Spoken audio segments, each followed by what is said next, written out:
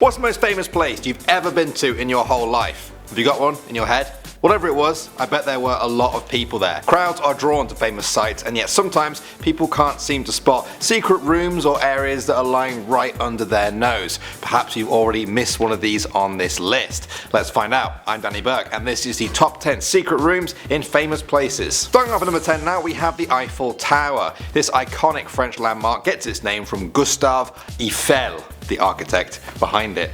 Don't know why I shouted his surname. He built in a private apartment at the top of the tower to entertain guests such as Thomas Edison. Over the years, many people offered Gustave a lot of money to rent the space, but he always refused. These days though, the apartment is open to the public to visit. When you get up there, you will find it decked out in an authentic 19th century interior with wax models of Gustave and friends. A little bit creepy, if I'm honest, those pictures. Moving on to number 9 now, we have the Hall of Records. I'm sure you'll all recognise this. It's Mount Rushmore, depicting the faces of 4 US presidents: George Washington, Abraham Lincoln, Thomas Jefferson, and Theodore Roosevelt. Behind Abraham Lincoln's head, you can find a little known room known as the Hall of Records. This special vault was properly installed in 1998. It contains 16 porcelain panels depicting the construction of Mount Rushmore and also why those presidents were chosen. The room is not meant to be viewed by the general public, but is intended to be a sort of time capsule for the future. There are also copies in there of the Declaration of Independence, the Constitution, and the Bill of Rights. Next up at number 8 now, we have Club 33.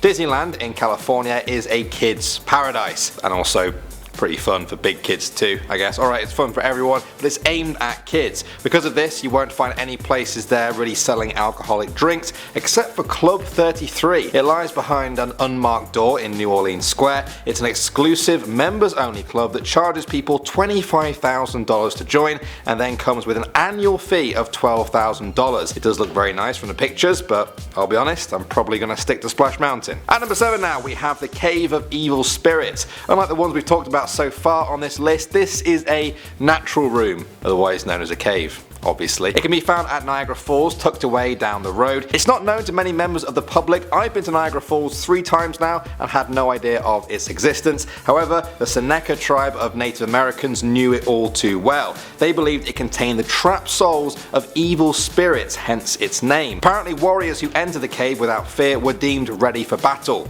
Would you guys want to step inside? Moving on to number 6 now, we have the Statue of Liberty's torch.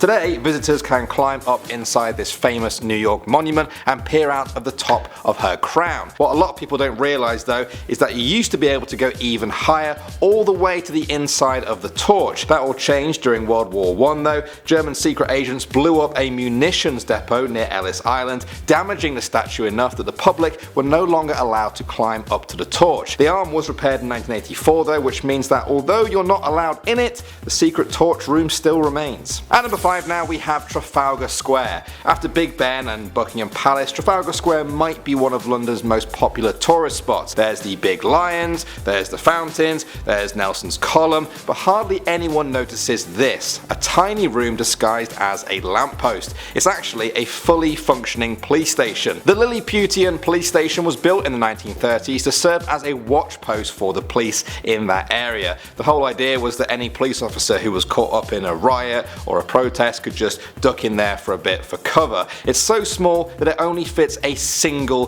police officer, or I guess 2 if the police officers are, comfortable with each other. Next up at number 4 now, we have Radio City Hall. If any of you guys are from New York, you may have heard of Radio City Music Hall. After opening in 1932, it went on to become known as the showplace of the nation. In recent years, it's hosted political conventions, boxing matches, and even the NFL draft. During its construction, the architects built a secret apartment for Samuel Rothafel, one of the designers. After he died in 1936, the apartment was left unused and pretty much forgotten. Because of this though, it's remained perfectly pristine inside, just as it was left. Everything there looks just like it did during the Art Deco era that it was constructed in. Some people find it cool, others find it creepy. What do you guys think? Moving on to number 3 now, we have the Lucky 7 Lounge. At the Pixar Studios, an animator called Andrew Gordon once stumbled across a human-sized hatch in the back wall of his new office there. The tunnel led to a room used for access to air vents. He and his colleagues started to decorate the secret room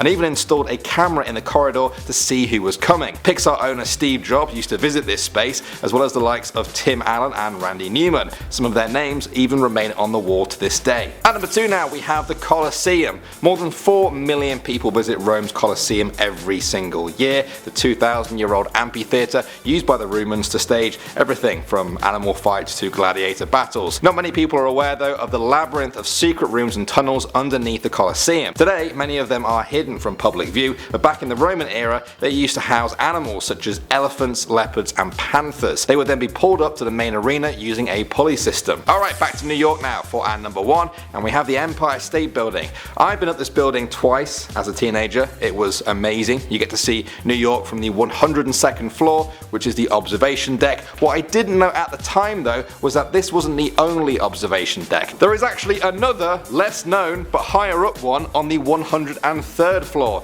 It's closed to the public but apparently not celebrities. Taylor Swift once posted pictures of herself up there. It's thought that this room was originally meant for passengers to climb onto airships that would dock on the buildings. Airships stopped being a thing though after the Hindenburg disaster, but this hidden high up room still remains. What are your thoughts on all of those? Do these even count as secret rooms if I'm talking about them to you? Guess it's open for debate. I guess the real secret rooms may never be talked about, but I can't make a list about those, I'm afraid. Maybe I'll try one day though. Thanks for watching as always guys. My name is Danny Burke and I'll see you all in the next one.